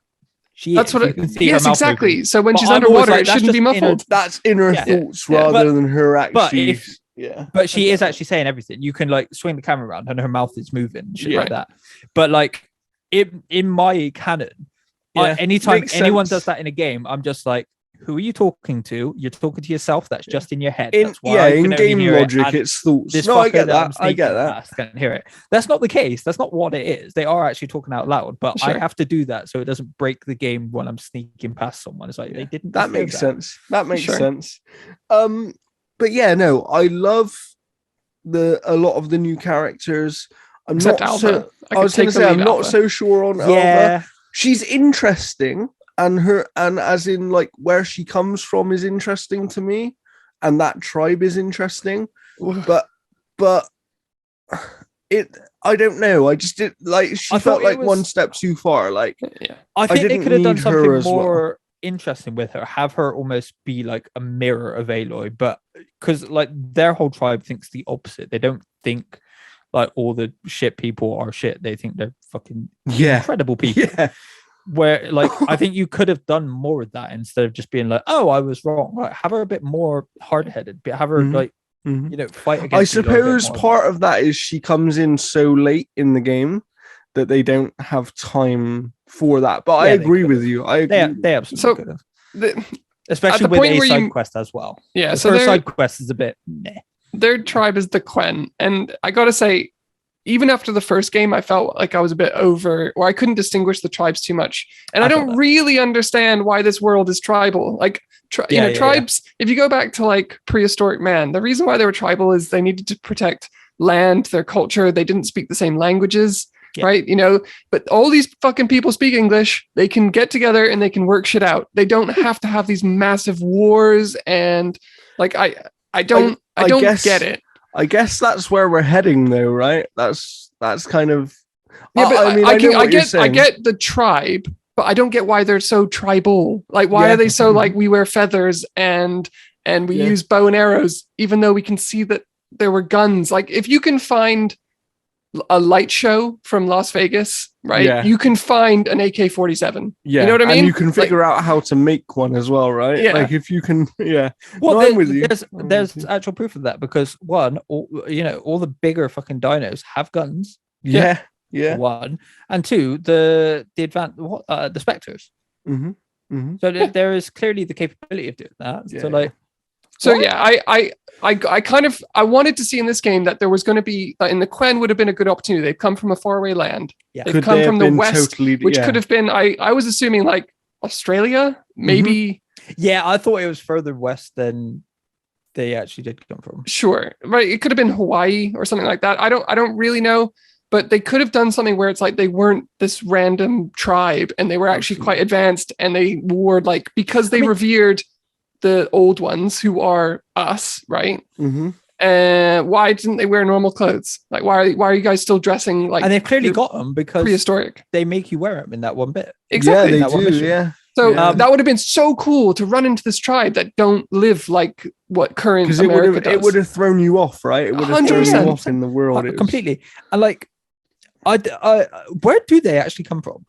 I don't think they ever say. They just say they came over the sea, right? Yeah, because that I think that would have been incredibly interesting because it could, you have the possibility of being like, well, they've taken all this shit differently in the far more advanced. Obviously, if they ever do a Japan, they're probably fine. They've probably sorted all that. They've probably got like high tech weapons because they are technologically advanced like that anyway. Yeah. So but talking about technologically advanced, obviously you have the Far Zeniths in this game who apparently are hundreds of years old because they, are just the original people who left Earth. They are 1,000 years old. That convenient number, just we're 1,000 years old. Yeah. Yeah. So this is where you meet Carrie Ann Moss, who does actually a very good job in this game. She is good. Yeah, she's very good. She was really good. I think there was only one slip up, but I think that was like a character thing. I don't think that was actually her. Yeah. When you guys found out about the story, so this is I can't remember what the company was called that arranged this flight. So basically, when the world was going to doom, there was Elizabeth and her colleagues trying to save it with Zero Dawn. And there was another company. None of the group who are like, let's leave. Get the hell out of Dodge. I figured it out pretty early on when they bought up the other ship that supposedly disappeared or didn't make it. Right, but did you guys like roll your eyes, or were you like cool? Like I was somewhere in between. For a little while. Neither. I was just kind of like, okay. Yeah. So they find a planet called Sirius, and they suppose that for the majority of the game, you are to believe that they recreated a colony, and that a natural disaster something happened there, and they had to leave. And then they've come back to Earth, and they made a clone of Elizabeth as well to kind of access so that they could get Gaia for themselves and rebuild Earth in their own image, right? Now it made sense. Like, it wasn't, the story moves along and you just get to grips with what they're trying to bring to the table. But I just couldn't help but feel like they didn't have to go that big. They didn't have to go with immortality and flying humans and, like the machines are cool enough as I don't know where you can go in the next game now that you've seen a Spectre, because they're so much more advanced. Especially if the next step isn't taking on that technology. Because otherwise, what's the point? It's just where else do they go now? Yeah. And like, why I was fully expecting at some point that Carrie Ann Moss's character was going to give you some sort of weapon or some sort of armor. Yeah. That was somewhat like theirs. So I actually listened to a podcast when they weren't going into spoilers, but they did sort of allude to the fact that in the end of the game, you get an ability which basically changes traversal. Now, I assumed that was, then you can fly like a Zenith, but no, you get to ride like a flying dinosaur, right? You get to, I can't remember what they're called. But yeah, that would have been cool if she gave you some of the shield tech or. For sure. Yeah. But like jumping ahead, I rolled my eyes when you found out what actually happened. I did. That was a step too far because it's like, there's a bad guy after the bat. It's like, for me, it wasn't even that. The reason I rolled my eyes was more that thing of, okay, well, where the fuck do they go now? Yeah. Because they can't stop this thing. So in the next game, what is that game? Because how are they going to stop this thing? Is it ultimately just going to result in them all leaving on that fucking rocket like Silence was going to do? So what? Yeah, the Far Zenith collect their consciousness into an AI and they let it fester. It becomes evil. It's called Nemesis, I believe. Yeah, and that's what's coming. So the game ends with Nemesis coming for Earth, and it's not going to stop until it's eradicated humanity. Now that's fine. How does that present in gameplay, especially an open world game? I imagine it's going to come and possess once again all the machines to kill you, and then you're just dealing with the same thing, right? And that's could be problematic. Yeah, because do we want just the same thing kind of a third time again? It's I don't know. Like, it feels like they almost went too big too quickly. Like, I think you could have got here eventually, and I think that would have been fine, but just slow down a little bit. Like, we spoke about the underutilization of Regala and how they kind of handled that. Why not have her be the main threat of this game? 100%. Yeah. I think that's absolutely it. And I think it's kind of got a similar issue that I had with Days Gone, where I think this should have been two things. I think in terms of story, I agree. Should have been the third game, because you could have this whole, Silence looks like the bad guy, but actually in the end, there's a bigger threat coming, and this one, like, this is, and he is preparing for it ultimately, right? Yeah, exactly. Like, that's the thing is, like, he's actually doing what he thinks is right, to protect everybody else. It's not even what he thinks is right; it's what's right. Yeah. He was happy to commit genocide in order to carry out his plan. He's the necessary evil sort of. Yeah. He's the utilitarian. However, I do want to talk about the moment that he puts out that weapon when they're all in that field and there's that like cutscene of all their shields go down and then they just get annihilated. Like that was Yeah, brilliant. it was very much like the That Hulk was- picking up Loki and just smacking him on the floor, you know? One of the dinosaurs actually does that. Yeah. Yeah, she takes one and just like fucks him up. like that moment again. We spoke about those kind of set piece, kind of cutscene type moments. That was really cool. Like, Yeah. that mission felt like it had stakes, right? That final mission, and obviously it being a game and us kind of knowing that there's going to be another one. You don't think you're going to fail, but in the game world, there is kind of that thing of, are they going to fail? Are they going to lose? And they set up early on that those kind of beats could happen. Like this isn't a traditional A to B story. Like there are twists and turns. So yeah, that final mission, I definitely got the feeling like maybe this doesn't go to plan. It does. Spoilers. Yeah, you know, you win. But I did have. I'm with you, Jordan. I think throughout that final mission where it's like something could go really wrong here. Yeah, like if I think my biggest worry for whatever's going to happen next is it does just kind of, if you try and explain it to someone, it does just like sound like a kid telling you how he's playing with toys. It's like, oh, they're robot dinosaurs, and I've got this. It's like he's got like 3 different play sets. He's just mashed them all together, sort of thing. And now there's these people that are like invincible from this planet, and now they've come and we've wiped them out. But now there's a bigger. Do you know one? I think. Do you know one thing I would say that to put the kind of more optimistic spin on it is now that they have that complete blank slate in terms of we know what's coming and we know kind of what it is, but by the time it gets to Earth, we don't know what it's going to be, right? So they do have the opportunity, if they choose to do something completely different with Nemesis if they want. You know, it can it's kind of the opposite of what God of War did, whereas like, oh, winter has come. Shit, it's about to get real. Sort of thing. Like we're kind of in the space now. Is like, well, yeah. How are we're waiting for this thing to come? Yeah. Is it going to be? You know, are we getting to the the end seasons of Game of Thrones where it just kind of doesn't feel right? Do you know what and this is, I don't know, just to be clear, I don't know if they are doing any DLC, but this is why I brought up DLC earlier, because I thought it'd be quite interesting if they did DLC where it was actually some sort of main story expansion. They are doing that VR thing, though. Where we know about. They are doing the VR thing, where it's like they could have some sort of something happen between this game and the next mainline game, right? That kind of gives us a sense of where they might go. That might be something they need to do, because at the minute, don't think they should. I really don't think they should. I think they should actually do the opposite and show us a little bit of the last days before all the shit went down. I think that would be far more interesting. Actually, like in the VR thing, if it puts us in the perspective of Elizabeth, maybe, or someone that works in those offices or something like that, and just gives us a bit.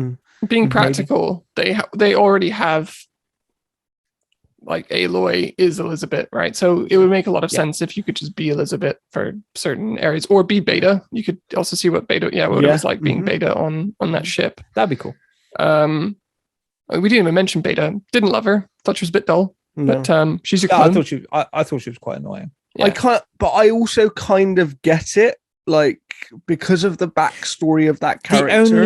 I understand why she is the way she is. Sure. The only time it ever really resonated and felt like it was important in any way is when they went back to the Roth thing, and that's the only different. Rost.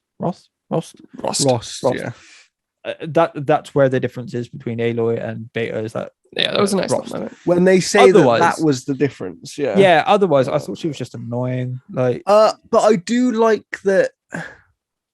Aloy had that sense of protection over her by the end, and it's like, I like that they had that little connection when they were doing the thing in the cauldron as well. Like to me, I get what you're saying about Beta, but I actually think that longer term, she might be the more interesting character in a way. Dies. Because What I think happens is the exact opposite, in that this allows the next game to be co-op. Just throwing it out there, right? Yeah, because someone can maybe. play beta, because she's obviously going to get trained up. Well, I mean, And in the next game, you're going to get this little beta with feathers on. I mean, the original game was pitched as a co-op game, so they've always had it in their minds. So that would be interesting. But yeah, no. Overall, I really liked this story. I don't know about you guys. I don't want to spoil it too much for people. I think certain characters, as I said earlier, are underutilized, and spoiler, Regala dies in the final battle, but they don't give you enough of a reason to care about that. She must be in the game for 5 minutes. Mm-hmm. I'm not exaggerating. Like it's not a lot. And it's not like a Darth Vader 5 minutes. It's, oh yeah, you exist. Mm-hmm. Forgot about you. And then you've obviously got Carrie-Anne Moss, who played Tilda, who was a good character, and she did a good job there. She was, and even though they used her sparingly, she was used in the right way until the end, where it was like, it's like why turn? Like it's so obvious, and like you're kind of fighting the same thing. Surely, I don't know, pool your resources on people, like because if this thing is just going to keep coming for you, it's gonna keep coming for you. It doesn't matter where you fucking go. You said that already. Absolutely. I think they could, like, because she was such a cool character as well, and then they just, oh no, she's just gonna. Do you know what did annoy me? Is I knew Silence was going to change his mind, and I would have been far more interested. I actually didn't want him to. Yeah, because like I would have liked to have followed him somewhat and see what he did. Yeah, because I do wonder, or have him come back at a pivotal moment. In the next game. Like I said to you early on, before we knew where everything was going, and we knew like they'd come from this other planet or whatever. We were making a few assumptions of what might happen. I wonder if it's a case that this is the other planet. This wasn't actually Earth, it's like a recreation. That would have been been far more interesting, right? That would have been way cooler. This is like Take Two. This is like Jurassic Park Island 2. Yeah. It's like the Planet of the Apes thing, isn't it? Like, this isn't actually Earth. Actually that was Earth, but you get what I mean. And like I think that kind of sums a lot of the game up for me. It's like, if they would have done this, it would have just been that. They were so close, right? They were so close, and that's the thing. Like, I do think this is a great game. It's just not quite that top drawer game for me. I think it's a very good game. Interesting. And I rest on this being truly excellent, top notch, because I can't ignore how good it is. how good it is. It's so fun, and it's never not fun. Mm-hmm. And if it isn't fun, the things that you're doing that aren't fun, you cannot do. So I don't want to knock it. I am with you on that. Yeah, I don't want to knock it for those things. I totally wish they would remove any aspect of RPG out of this game. It doesn't need it, and it doesn't make the game better. But I can't ignore the merits of this game. It's just I think where we differ is the different playstyles. I think because obviously, like Sean, you are far more gameplay focused than I am. I'm far more narrative focused than you both are, and Jordan somewhere in the middle. So that like it kind of lines up really well. We are after away from the story stuff and away from the immediate actual side quest stuff. Everything else is kind of dull, apart from the tool necks. I love the tool necks; they're fantastic. I really want that. I love those character side quests. Like, I'm sorry, but they are good. They are brilliant. Katalo's one is so good. His story arc is incredible. Yeah. When you have to go, it's like this is the shit. This is the fight of all fights, and I'm going to do it. Like the bit with where my new arm. Like he's taking his arm off, and he's like, "What are you doing?" It's like, "Well, no, I'll use it when I need it, but this isn't who I am." And do you know what? I didn't expect that either. I didn't expect that. I just wanted to put a cape on him. It's like, you are my hero. You are my hero, sir. He's so good. So good. Yeah. Zoe's story arc is very good as well. Absolutely. Like, she completely turns against everything she knew, and she's having a baby, so that's going to be I could have done without that. That'll be the VR experience. oh no! But like, like the bit where she's like this whole time I've like been fully against violence, fully against war, but now like I see it is kind of necessary at points. Like you do have to fight for what you believe in and stuff like that. Like the story arcs for those individual characters are really good. They're really well thought out and really well executed. It's just not like I just wish they went deeper. Like I said, if her stuff intertwined with the cauldrons and cauldrons was something different, or if like For me, like Erin's stuff does eventually go into the the rebel camps. but if the rebel camps were a bit different and the small ones led to the big ones and it all intertwined sort of stuff like that, I think it would have. It's just missing those connecting bits to make stuff more interesting. They are a couple of steps away from being like, you know, a game that's talked about as absolute top tier game. When I say this is when I think it's very good, it is because I played more and I lost interest in what I got to the end of a lot of these side quests that lead to nothing, and it just soured me. Yeah, that's the main bulk of the absolutely game. My case as well. I do really, really, really enjoy the story's great, the combat's great, apart from the melee stuff. Like there is so much that's improved in this game, but there is equally so much that has kind of just been left as it was, which is where it dragged me down, because the stuff that has been improved for the most part, it makes the other stuff look worse, right? Yeah, because it hasn't moved along with it. It's kind of been left in the dust. Absolutely. And if they just tweaked it a bit, because these aren't like these aren't major changes they need to do. It is just not at all. That actually should connect with this mission sort of thing.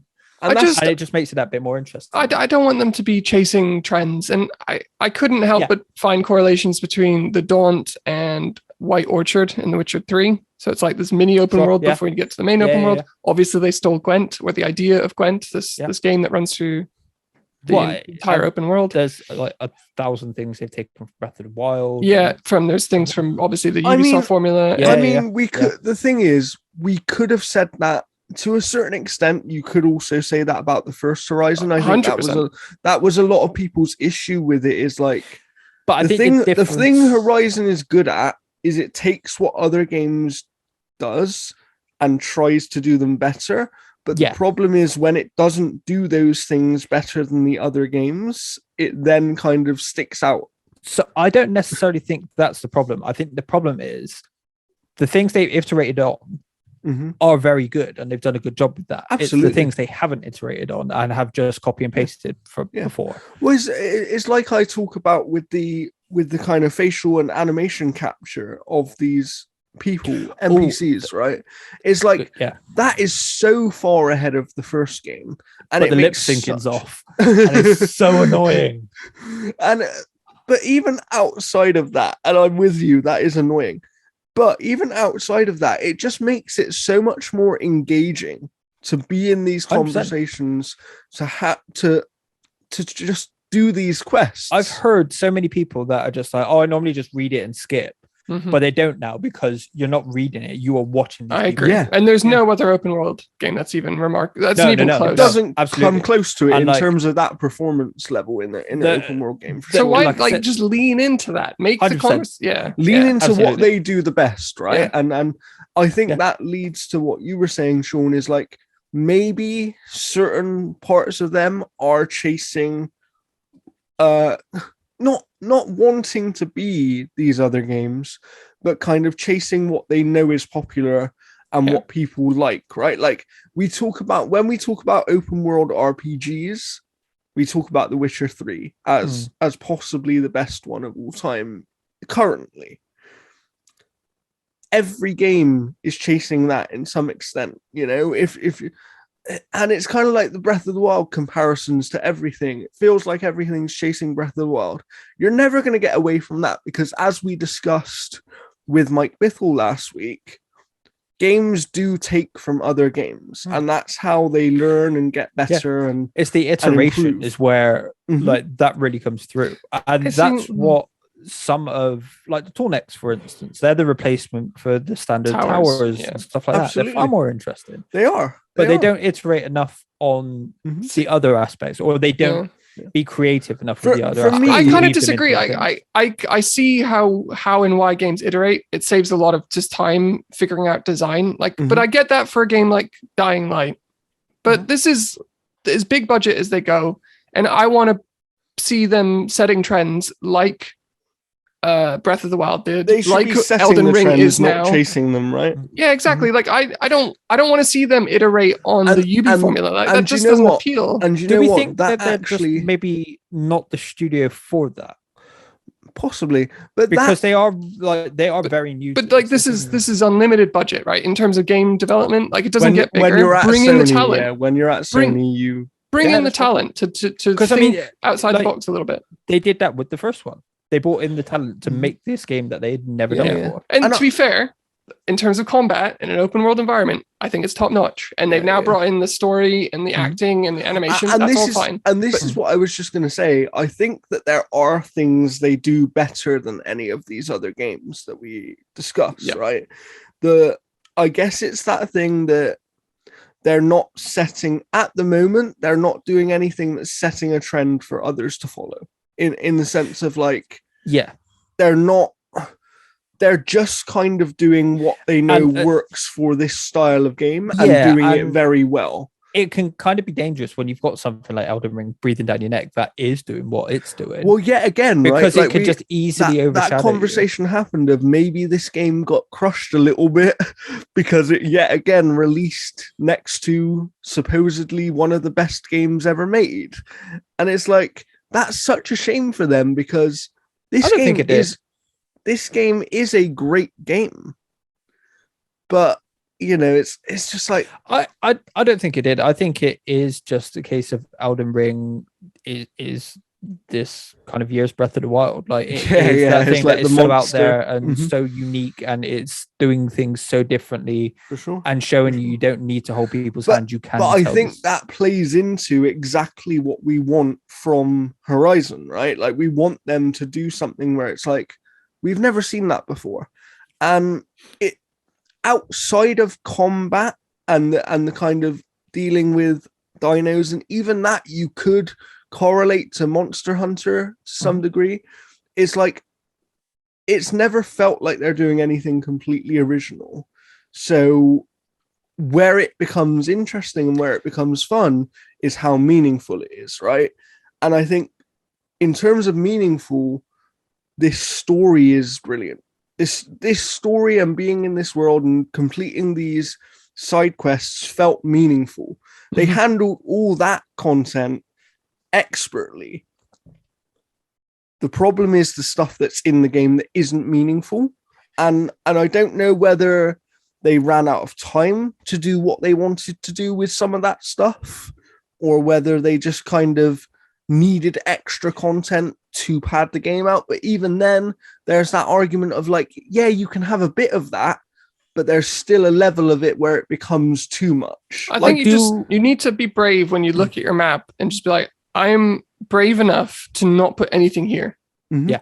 I'm gonna tee someone in on the chance that there's something there. Yeah. Absolutely. Because they've got the people there that are spreading rumors and telling you about the rumors and stuff like that. Use them. It's the same as like the Ghost of Tsushima thing. I wish they leaned more heavily into following the animals and following the wind and stuff like that. Yeah, that would be cool. I do want to push back a little bit on the story being meaningful. Because while there are some stakes, it never feels like you're actually ever really in all that much peril. And the only time you are, you fly on a bird and crush everything. Like that felt like the only time that it really felt like something you had. Like it really felt like. I suppose for me, I suppose for me, I'm thinking about more when I compare this to the first game and how they've stepped it up. I don't think there was any meaning really. Like the meaning in the story of the first game was learning the world, right? But that is something you could have done within an hour or two if it was handled correctly. They decided to stretch it to an entire game in that first game. This one felt more meaningful because it felt like you were actually out to accomplish something. Purposeful. Yeah. Sure. So yeah, for me, that's the thing is like, I just want this. I think they're so close now. They're so close to absolute excellence. I think what they're missing is a Druckmann, a Kojima. I think they're really missing that hard-headed visionary person. Someone who will just tighten it up into who will, Mhm. like Cory Barlog did. He fought for so much of God of War to be the way it was. Mhm. It kind of feels a little bit made by committee at points. It does feel like we are going to take this from this one, this one, instead of being like, no, we're going to do that's my biggest criticism is when I actually break down the game and take everything individually, I have very little I think is wrong with this game. As a complete package, I just think they're trying to do a little bit too much, and there's a little bit too much of it that doesn't need to be there or isn't meaningful enough to engage me in playing the game, even though I love playing the game. Like, I've got to the point where I genuinely love the act of playing the game, but I don't want to play it because I have nothing meaningful left to do. After I put it down a couple of days ago, the only time I genuinely thought about it was putting the PS5 downstairs so my missus could play it. Interesting. I haven't had any kind of itch to, like, I'm not missing it. I'm not in that kind of I don't know what to do with myself kind of stage, like I was when I finished Last of Us or Death's Door or something like that. That really stayed with me. Mm-hmm. I do wonder if in 4 years' time, when the next one comes out or whatever it is, it's going to be a similar sort of what happened in the second game sort of thing. Maybe. I think for me, I think I will. Story will stick with me more than the first one did. I do think it will stick with me more because it was more character driven than world driven this time. So there was more to tangibly grip onto.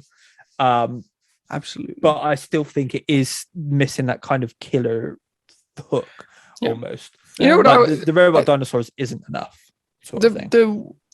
There's a lot of obvious avenues for the third one. I mean, we didn't get anything really of King Avad in this one. True. And we didn't really get any Nora activity, and that seems like an obvious place to go back to. So I'm with you, Luke. Like I maybe this game isn't going to linger in the memory too long, but I think when we do get to the third one, I think it is going to be exciting. I hope it's a trilogy and they wrap it up. I don't think this game needs to go much longer. Yeah, 100%. And but yeah, I am a little it's a tough one. The more I think about it, am I going to go back to it? I kind of want to wrap up a few things that I didn't see enough of.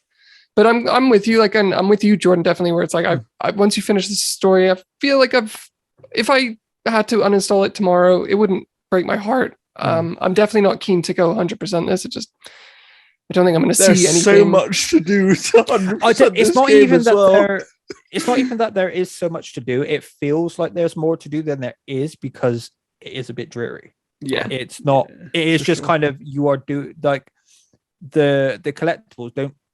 They're not telling the story with that. It's just go here, do that thing.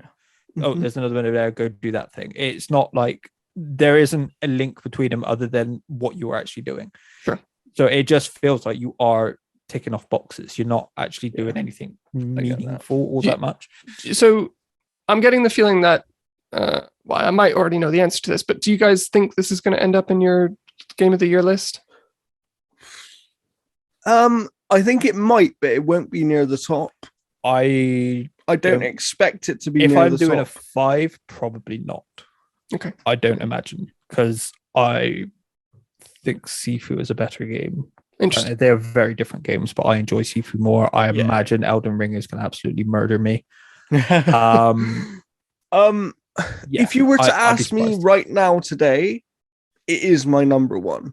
It is my number one game right now. Do you know what? Go on. It gives me the very same feeling that Ratchet and Clank gave me last year. In what Whereas, sense? I was excited to play it, but it doesn't quite live up to what you wanted. It doesn't quite scratch the itch. Okay. Like I enjoy playing it and I enjoy going around and doing everything that I did do in it. But when I rolled it, it was like, yeah, okay, cool. Interesting. Done with that. It's not. It just kind of. It doesn't hit the spot quite as well as I'm led to believe it has. Seemingly everyone from else. many others. Because there are just two. Like, there's nothing drastically wrong with this game in any way, shape, or form. There are just too many little things where it's like, oh, if you did this, it would have been better, or if you took this out, or if you tweaked this, like that's that's my exact thing. Is there are too many things I'd improve for me to like. If I was rating this out of 10, I would give this game an 8.5 because I think it's a great game, possibly even a very great game. I don't think it's a 9, which I would consider amazing, and I don't think it's a 10, which I would consider excellent, because there are one too many things for it to break into that bracket of game. To me, that bracket of game is God of War, Last of Us Part 2, Red Dead Redemption 2. You know, those kind of absolute top tier, best games ever made type of video games. And this isn't quite that, but they are so close. I think there's a fun analogy that can sum up the game really well within the game, and that is Machine Strike. Like, it is odd how, you know, the Machine Strike in itself is kind of a very shrunken down version of what Horizon is. It's kind of iterative of stuff everybody else has already done in this kind of thing, but it doesn't quite take that step beyond like its setting and its enemies. It doesn't take that step beyond that makes you be like, oh, this completely sets itself aside. It doesn't feel special in that sense, right? It doesn't feel special enough, because I think it is a special game. I do think there is a lot special to it. I think I want a fucking Lego set of every single one of those machines. I think they are incredibly cool, and I want more to be done with the machines. Like, fuck it, let me ride the Thunderjaw. How sick would that be? Just go stupid with it. But there are just, like I said, I think they are just missing that hard-headed person at the top that's just being like, no, we're going to go in this direction with it, and this is the way we're going to go. What I will say, feel a bit like it feels a bit safe. Yeah. And you know what I will say is, like, I don't want to sound too negative because I still thoroughly enjoyed my time playing this game. And as I keep saying, I genuinely do think it's a great game. I think they stepped it up from the first game in the areas that were most needed. I think the areas that they didn't really step it up stick out more because of how far stepped up certain aspects were. But that's okay. Like, at least they're moving forward. Like, that's the thing, is they have improved this game. As an overall package, this is a much better game than the first, and they're on the right path. They need to tighten some things up. But I think that if you were even somewhat a fan of the first game, there is a better game here that you will likely enjoy significantly more. Sean, I did want to go back to you because you obviously asked us if this would be in our game of the year. Will it be in yours, do you think? Tough to say. At the moment, yes. I'd say it's... I've only actually finished 3 games released this year. So that's Nobody Saves the World, Gran Turismo 7, and now Horizon. And I think it's as good as all those others. So it's tough to say at this point. But I think, just going back to what Luke says, Luke is under the impression that over time this maybe will fade. For me, I don't know if it's going to go one way or the other, where if in 6 months after I've played what else 2022 has to offer, I'm going to feel a bit higher on this. Or if could after stick with you, right? or after I check out Elden Ring, play Cyberpunk, replay GTA 5, I'm going to be like, it was fine. And I don't know yet. But at the moment, seeing as I finished it this morning, I loved it. I loved my experience with it. I've got massive issues. We've discussed them all at length now. I think we've actually had this probably the best Spoilercast we've done so far. And like, it has issues, lots of room to grow. It's obviously got a sequel coming. Like, they set it up very, very clearly. And I'm excited to see where it goes. I'm more excited now than I was before I played it. You know, like, I'm totally with you, Jordan. You can see where they're going. They're nearly there. It's very close. It's a little bit special, but it needs that extra element. It just needs that extra little bit of refinement. And I think they will be onto something that will have, you know, they wouldn't be crushed by a Breath of the Wild or an Elden Ring again if they can tighten some of these things up. Do you know what I mean? I've seen people say it might be Elder Scrolls that does it next time. But like, I really think, like, I do wonder if being smaller would have helped this game, because then you would have had less of all the side stuff that they haven't iterated on so much. Yeah, But you would have still got the really cool story and all the really cool side stuff. I definitely think there's an aspect for me that if this game was smaller, like literally just smaller but exactly the same, I would absolutely be happier with it. I don't think it needs to be as big as it is. Interesting. I don't particularly have a problem. Well, with maybe how big Luke, it is, but maybe Luke, that's a question for the people, and we'll see if any of them answer, right? And then we'll come back. We'll take a week to think about it, and we'll answer next week. I don't have an answer for it. Yeah, I was asking the question. Just do some thinking. Do some thinking, because it's a good question. Well, I am halfway through writing my edited review. Oh, so interesting. Maybe I will have an answer. So look out for that eventually on the channel. But yes, let us know. Do you think Horizon Forbidden West was too big? Yes or no? And also, what are your overall thoughts if you've played the game? Do you agree with me and Luke, or are you more in Sean's camp of this is excellent and Sean seems to absolutely love this game? So yeah, let us know. And I hope you've enjoyed this discussion. I think it's one of the best we've done personally about game and I mean, it's the first one in a long time. We've all been on one. What are you talking about? We did GT 2 weeks ago. No, but you just weren't a part of it. Yeah, no, that's what I mean. And then we did WWE, which you weren't a part of. We will have more of these in the future. So please subscribe to the Eat Sleep Game YouTube channel. Follow us at G4A Network and also at Eat Sleep Game on Twitter. And that's where you'll kind of find episode updates and other G4A Network updates, because soon we might review some movies. So we'll see what happens with that. You might get some movie reviews over on the Game for All YouTube channel. So please say G4A, not Game for All. Yes, is not yet renamed though. So as of right now, True. You need to search for Game for All to find it. So yeah, please let us know your thoughts on Forbidden West, and we will see you next time. Goodbye.